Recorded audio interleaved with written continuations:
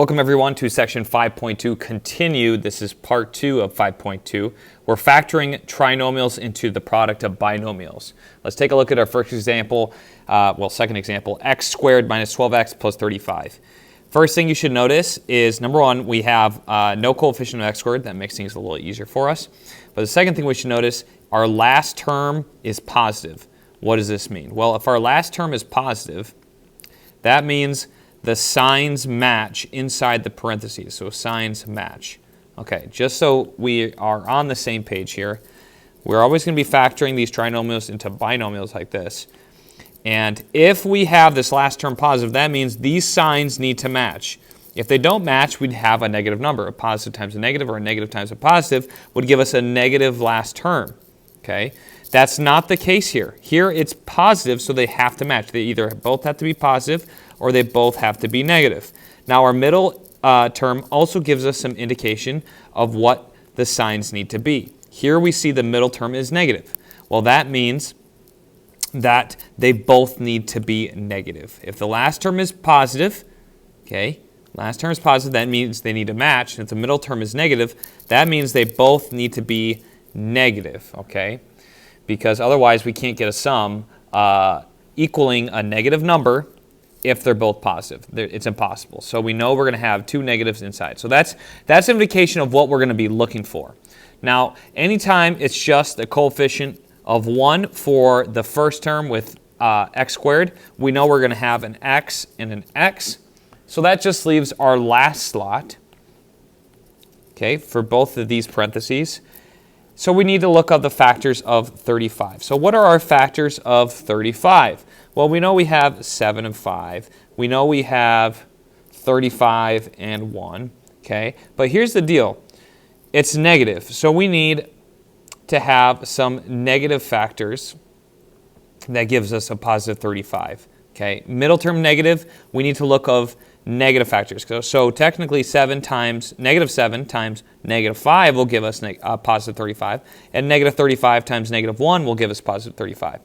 Okay, so now we have four sets of factors for 35.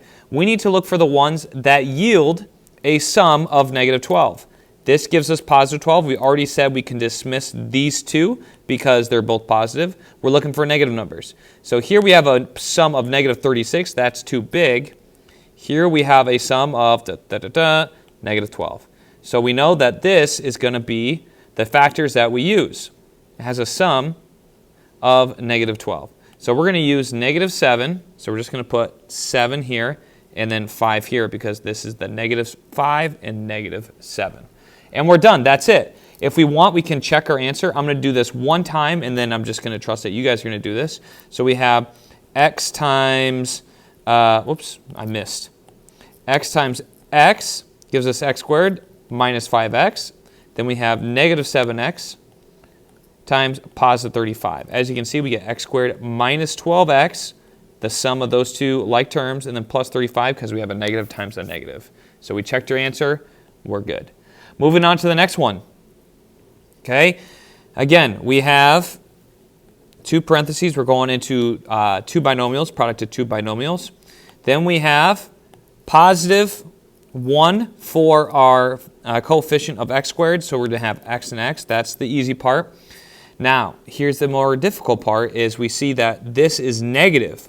That means these signs need to be opposites. Okay, one needs to be positive, one needs to be negative. Okay, so we know we're going to have a positive and a negative here because this is the last term is a negative.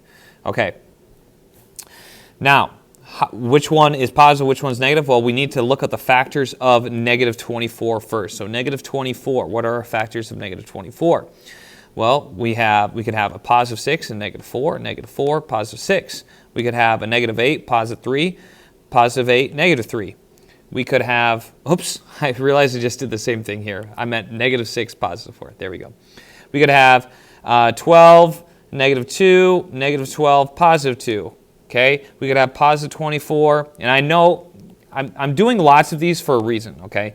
The reason why I'm doing a lot of these is we see there's lots of combinations we could have for negative 4, but we need to be smart about it.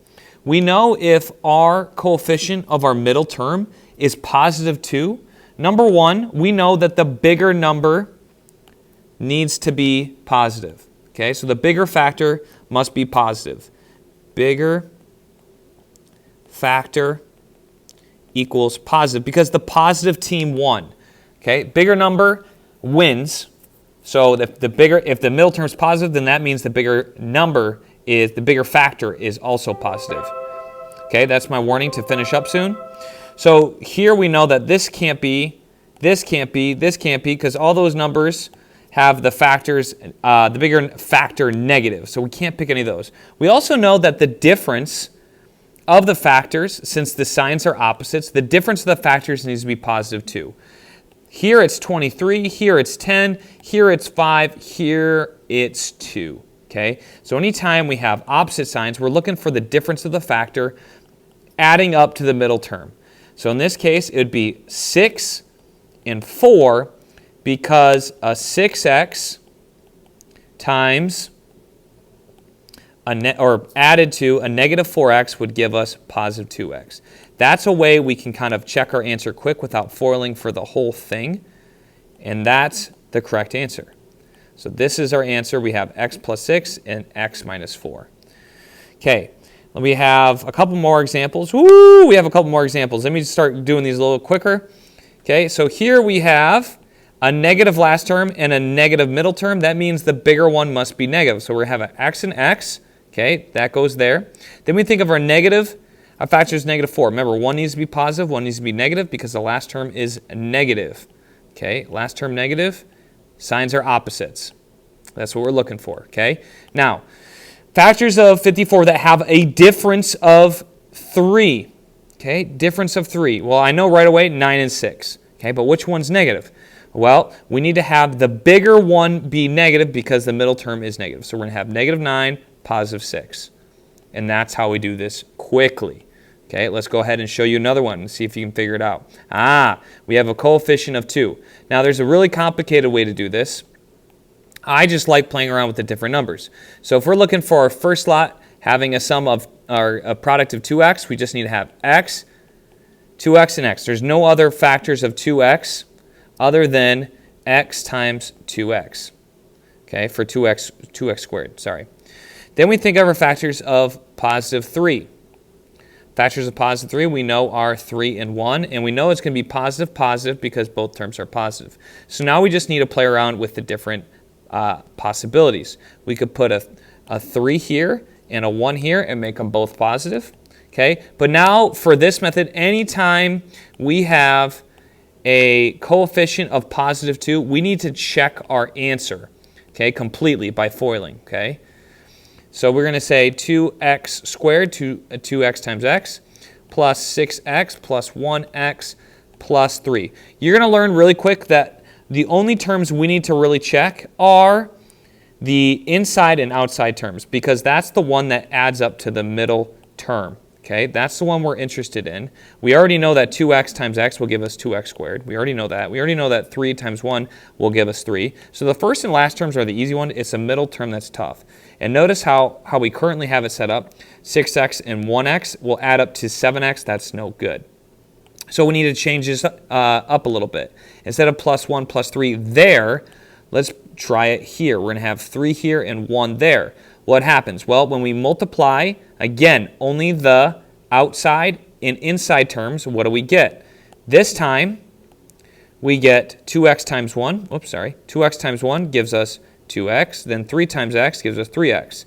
This gives us a sum of 5x. So now we know we did this correctly. Our correct factorization is going to be 2x plus 3 and then x plus 1. Let's do another one, see if you can get the pattern here. So we have our parentheses, okay? We always know that this term, 3x squared, we're going to look for factors, and usually it's pretty small, like 3x and x, and that's it. There's no other factors of 3, so we're going to put 3x and x.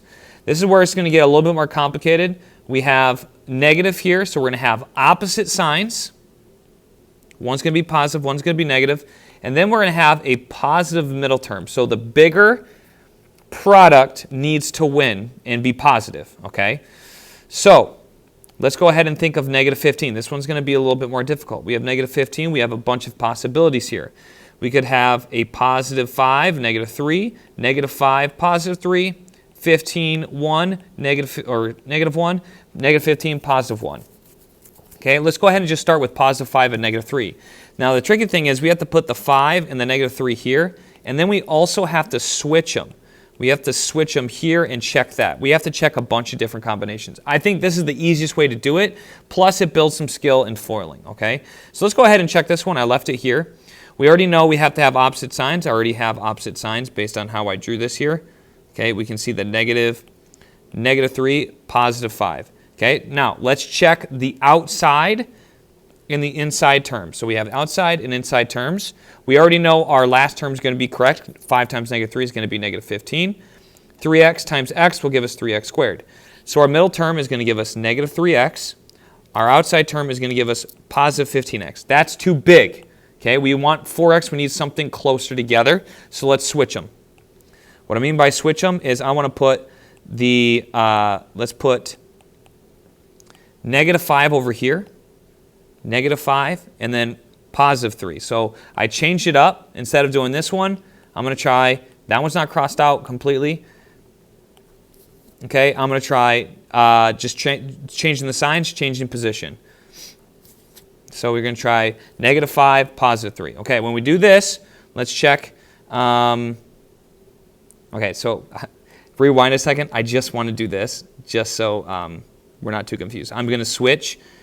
Keep this negative 3. Okay, I want to show you how this one doesn't work. You're like, why are you showing me something that doesn't work? It's because I want to show you the process in case you're not, because the other one was going to work. Okay, so then we get, okay, 3x times negative 3 gives us negative 9x. Then we get positive 5x. Negative 9x plus 5x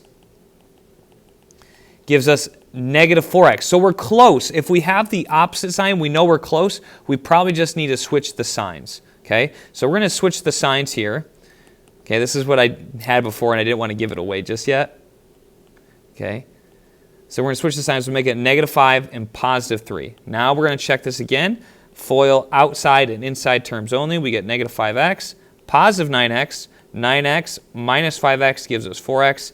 Now we know we did this correctly. This is our correct factorization. 3x minus 5, and then x plus 3.